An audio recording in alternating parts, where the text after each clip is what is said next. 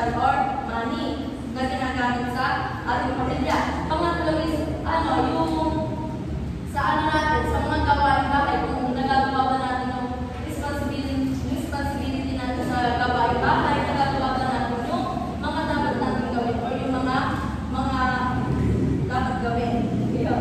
Tapos, and increasing productivity of individuals in the social economy. So, ano ibig sabihin nito? Hindi lang tayo sa ating community, hindi lang tayo magiging consumer, at the same time, meron din tayong chance sa home economics na makagawa or makakreate ng mismo nating product na pwede natin gawin kabuhayan. So, halimbawa, example. So, home economics, pwede kayo turuan, halimbawa, magdata, magdahil. So, yun, pwede nyo gamitin na halimbawa, pagkakakitaan nyo yun, syempre, natutulong sa inyo yung skills na yun, pwede nyo yung gawin business, at the same time, makakatulong kayo sa social economy or sa ekonomiya natin. Kasi, syempre, may pinagkakakitaan kayo, may balik na pera sa inyo. So, it synthesizes knowledge from arts and science-based disciplines. Bakit? Kasi sa arts, so, economics kasi pwede din tayo turuan ng housing, yung pagdidesign, yung mga ganon, paggagawa ng, ano pa ba? Basta, sa home economics, meron mga involved na mga connected sa arts. Science-based knowledge, ano naman yung mga science-based disciplines? Halimbawa, sa nutrition, involved dito yung sa mga food, kung ano ba ito, healthy ba, nutritious ba, or gano'n, sa healthy diet, kasi sa mga, kung pagkailan ito ba ay mag-dogs ng sakit or hindi, ganyan. So, that improve manipulative skills, organizational skills, and social skills. So, ano ba yung involved sa manipulative skills? Manipulative. Correct me if I'm wrong. Manipulative or manipulative skills. So, ano ba yun? Fine and gross motors. Ano ba yung fine and gross motor? Hand and paa. Fine, hand. Tapos, paa, gross. So, yun, manipulative skills. Tuturuan din tayo ng mga skills na ginagamit na gumagawa yung ating kamay at the same time yung ating paa. Halimbawa, weaving. Yun. Ano pa? Yung mga, basta yung involve yung ating kamay at ating paa. Organizational skills sa mga decision making natin. Kasi sa pagdedesisyon natin, diba? Sabi ko nga kanina, tuturuan tayo kung paano kayong sa financial. So, pwede kayo matuturuan dito na sa organizational skills, yung decision making nyo na ano ba yung dapat yung bilhin, saan ba dapat yung gamitin or hindi. Planning skills, matuturuan din tayo kung paano ba gagawin yung isang bagay or yun, paano gagawin yung isang bagay. And lastly, social skills. So, paano naman sa social skills? Matuturuan tayo din sa home economics as a student. Matuturuan tayo ng interact sa classmates natin kasi halimbawa sa mga activities, ganyan. Tapos yung mga iba pa, activities na ginagawa natin sa group. So, social skills. So, home economics is a broad field of knowledge and services concerned with all phases of family life. So, tama nga. Malapit ang pag-aaral yung home economics at ang concern nito is tayo as an individual at sa ating family as a family. So, Lecture 2001 also noted that home economics is a skill-oriented subject which is capable of equipping the individuals with basic skills and knowledge. So, skill-oriented, ibig sabihin yung home economics is more on tinuturuan tayo ng skills na magagamit natin sa real life situation, real life world. Ma-apply natin sa real life situation, real life world, paglabas natin ng school, magagamit natin sa labas. So, with basic skills and knowledge that will help them to be self-reliant and thereby contribute to the social and economic development. So, self-reliant, ibig sabihin maging independent. So, tinuturuan din tayo since meron nga tayo mga skills na magagamit natin outside world. So, nagiging self-reliant tayo, nagiging independent tayo kasi kaya natin gumawa ng mga bagay na nagagawa naman sa labas ng school. Hindi na tayo dependent sa magulang, sa mga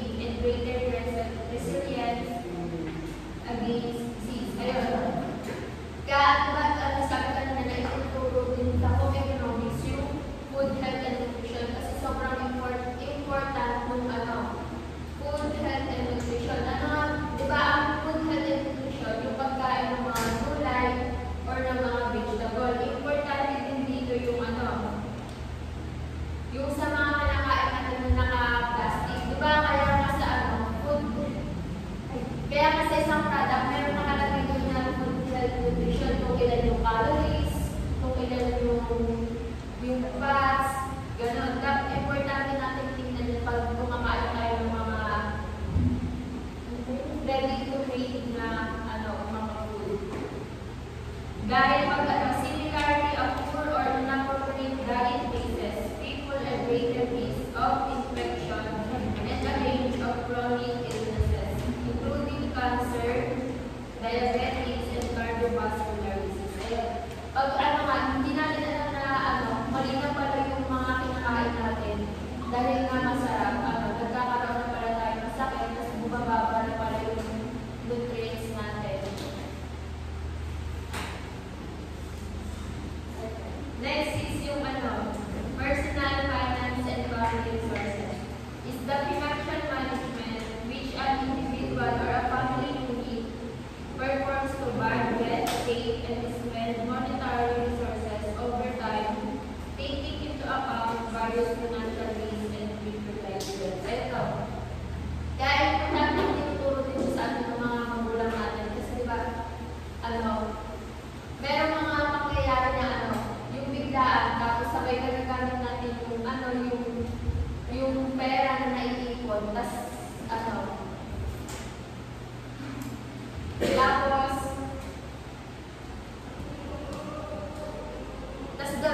doon tayo natututo na kung paano yung tamang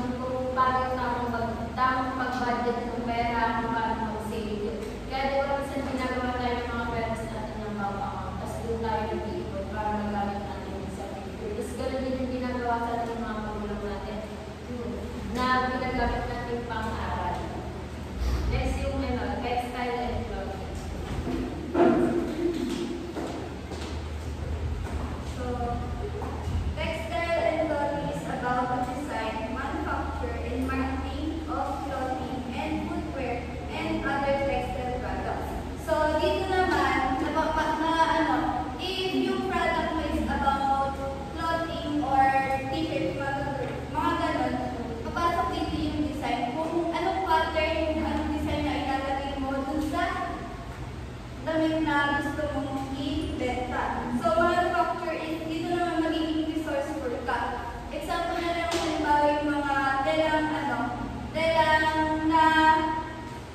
telang sobra sa ginawa mo t-shirt, pwede mo pa siyang i-recycle. Kumbaga, makakagawa ka pa ng isang product dun sa telang yun. Dun sa marketing of clothing and footwear and other textile, ito naman papasok yung kung paano mo ititinda yung product din. For example, is para mag-advertise or gagawa ka ng logo na makakahikayat na bumili yung customer sa'yo. Studying in this area includes learning about fabrics and other materials and about painting, dyeing, printing, pattern making, sewing, and washing. So dito din nakapaloob yung kung paano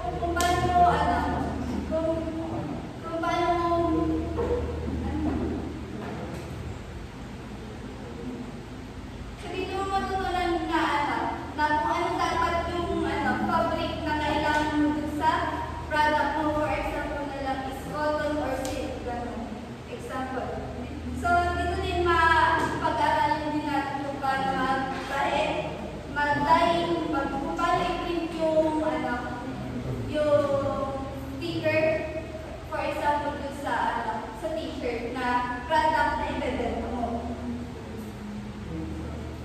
Ang next ay consumer science.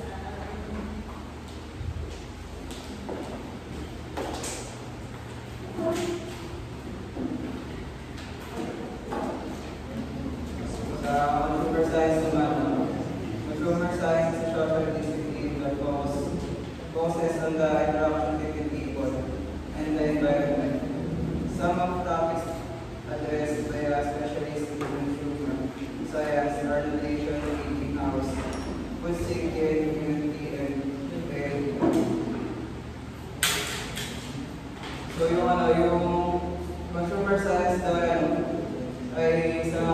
pag-aaral ng ugali ng mga ng pamili ng produkto kaya sa dito.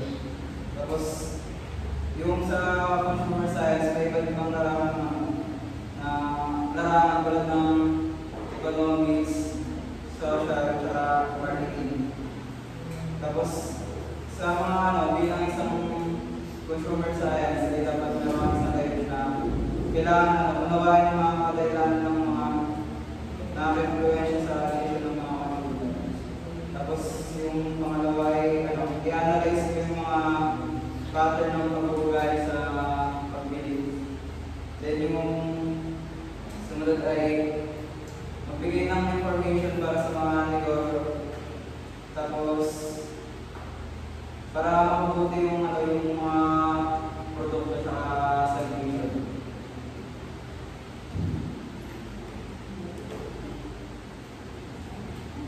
Tapos, yun bilang isang yung sa consumer science, dapat aralin mo din yung pag-uugali sa pagbili. Tsaka, pag-unawa sa mga kailangan ng consumer.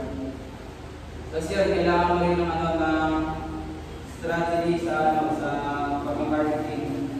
Tsaka pag-analyze ng data sa pagbili.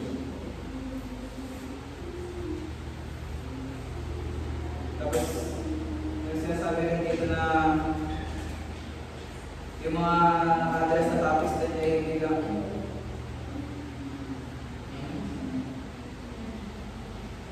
tungkol sa nutrition, eating, housing, food safety, tsaka community, tsaka parenting. Kasunod ay household management.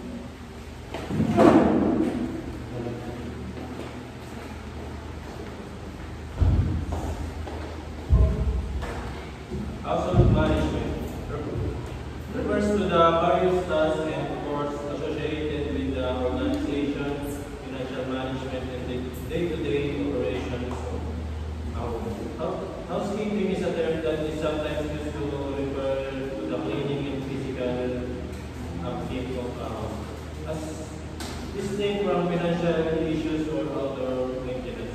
Sa household management, dito matutulungan yung isang pamilya na kung paano mag-manage ka kung maging organize ang isang pamilya sa loob ng tahanan.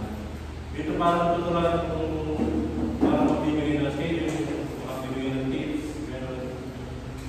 Tapos, yung about naman sa kapanood dito yung pagbabudget para sa sa mga gastusin sa loob ng bahay, gano'n. Tapos, yung magbibigay ng schedule, yung halimbawa yung sisimpan yung gano'n schedule, gano'n. Tapos, hindi rin lang daw about sa housekeeping, but mas pinalawak ang ito. Kasi yung housekeeping, more nyo sa physical activities yung kagaya ng paglilinis, tapos yung mga physical activities na ginagawa sa bahay. Tapos yung kung paano yung magkakaroon, dito rin yung kakaroon ng safety yung tapos magiging organize yung pamilya. Next.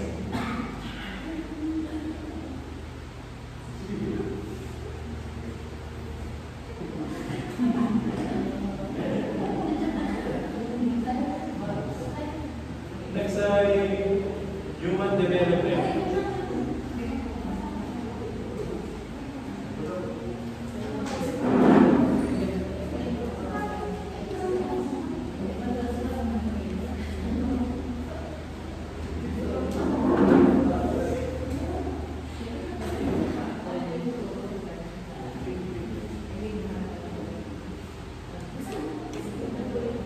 Human development is defined as the process of enlarging people's freedoms and opportunities and improving their well-being. Human development is about the real freedom ordinary people have to decide who to be, what to do, and how to be. Yun. Sa human development, dito lang yung nakapulog dito yung paano ang isang tao magkakaroon sila ng freedom, tapos opportunities pa,